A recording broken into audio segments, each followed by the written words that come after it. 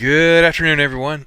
Hey guys, this is Bruce Marshall from Simpler Trading with the nightly video update for Wednesday, December the 28th. We are almost to the end of the year here, December 28th.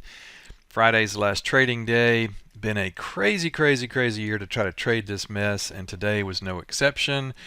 So let's jump in here. I've got the ES up here. Let's take a look at that and go from there.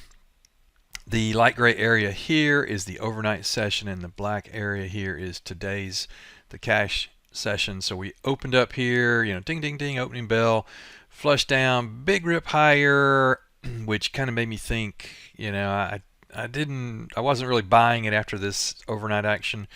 But at the same time, I didn't think we were going to free fall like we did, and we do the waterfall thing where we come down, bounce. This is the tennis ball going down the stairs kind of thing, Didn't really have a level down here, and we stopped and turned and came ripping back up here to our 50% retracement off of a prior low, and then we failed again and came back up here. Very, very confusing. This level is a voodoo snow line, which should have made a lot more impact on today's trading. In other words, we should have stopped here and bounced.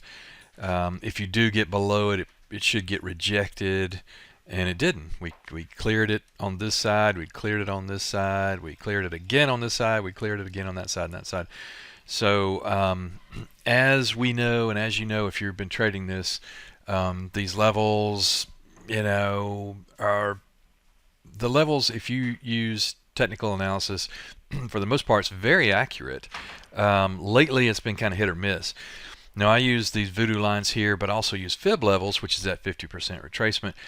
And those levels seem to be a lot more accurate, and depending on where you're getting your fib levels from, you can get excuse me, you can get timing for a high, timing for a low, that kind of thing, and different kind of patterns that you can't see as well on other charting methods, but I use those all in combination. But let's take a look at this. Let's continue this thought. So here's again, this is the ES. Let's go back to a 10-day chart.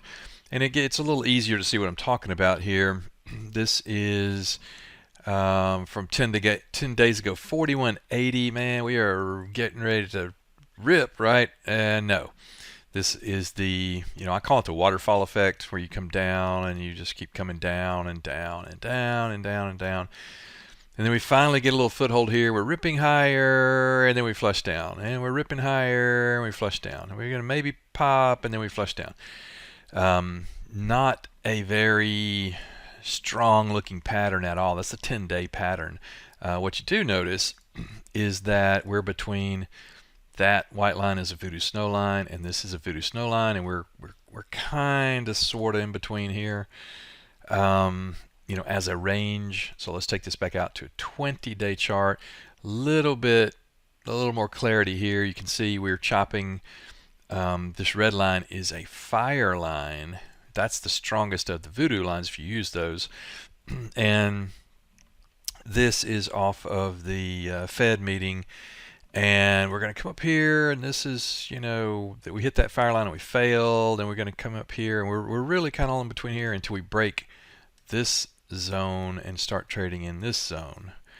Now we're kind of handily coming below it, and that is not good. So do we start trading in another zone down here below us? And I think we probably could. One thing that throws a much bigger monkey wrench into this, curveball into us right now, is that of course we're coming into the end of the year.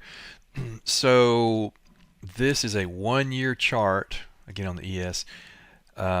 Opening bell, ding, ding, ding. This is the all-time high right here, and now we've come back down here. Been a really bad year in the market overall percentage-wise. Now, if you're with me in bias, you're doing pretty good. We're up over 25% on the year, which I think is pretty respectable. I would obviously like to have done more, but that's pretty good considering how bad the market is. We do a lot of trading that around different types of volatility strategies and stuff like that, and it's worked very, very well this year. So from here, where do we go? And again, we've only got 2 more days. I'm talking about to the end of the year because that's what's probably most important right now. Um, the best guess is I don't know. I really, really don't know. We have a very small expected move of about it's less than 50 points into the end of the year, so it doesn't really give us a lot of range. I don't think we're going to do this, and I don't think we're going to do this. I think we'll kind of keep coming down, into the end of the year here. Maybe we get back down to, I don't know if you can see that's 618 level. Maybe we get back down to there.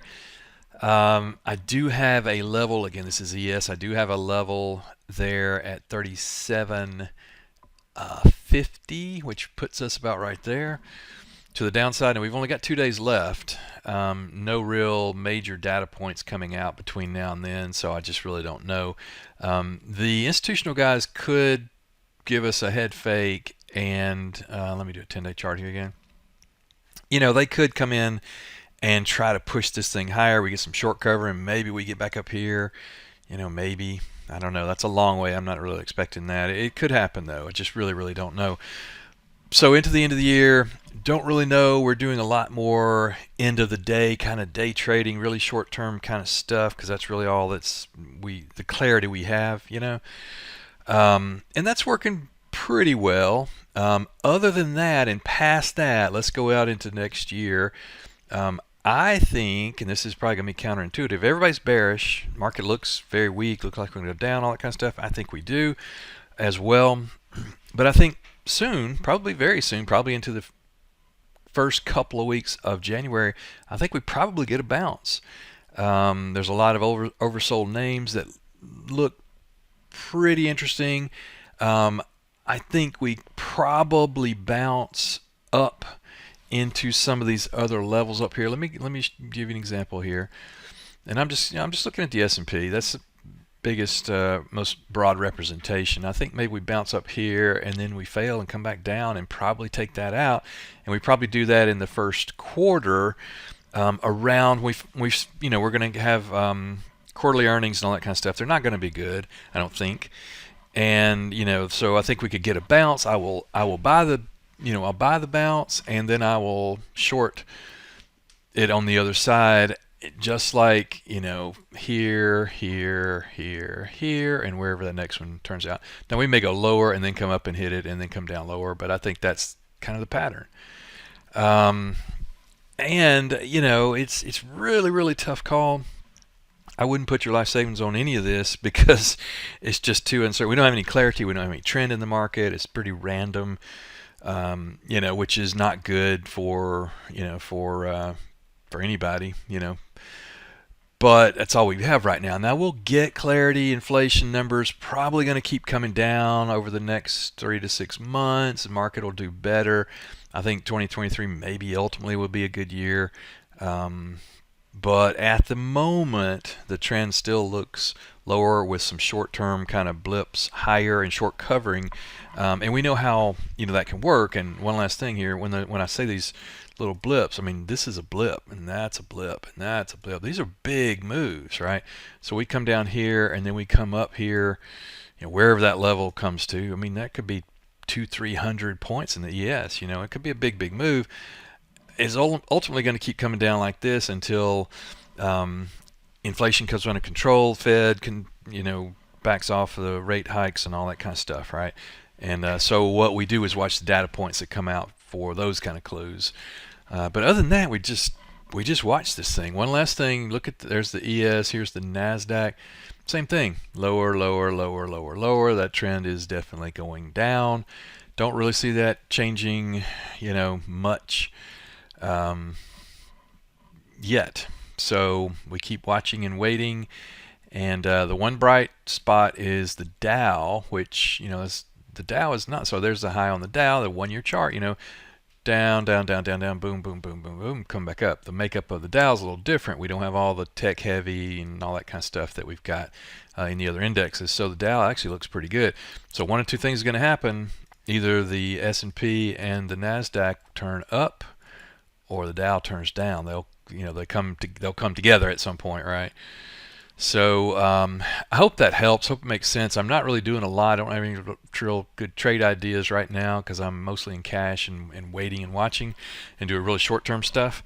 But be careful out there. Watch, what happens in the first week or two of the year. And if you want to try to jump on a bounce in here, I would after the first of the year. And check back here. I do the videos on Wednesday night, and we'll see what happens. Give you an update next week. So thanks for the time. I appreciate it, and talk to you soon. Take care. Without simpler trading, I could not have financial independence. This is one of the best investments I ever made in my life. It's helping me find consistency. It's one of the things that won me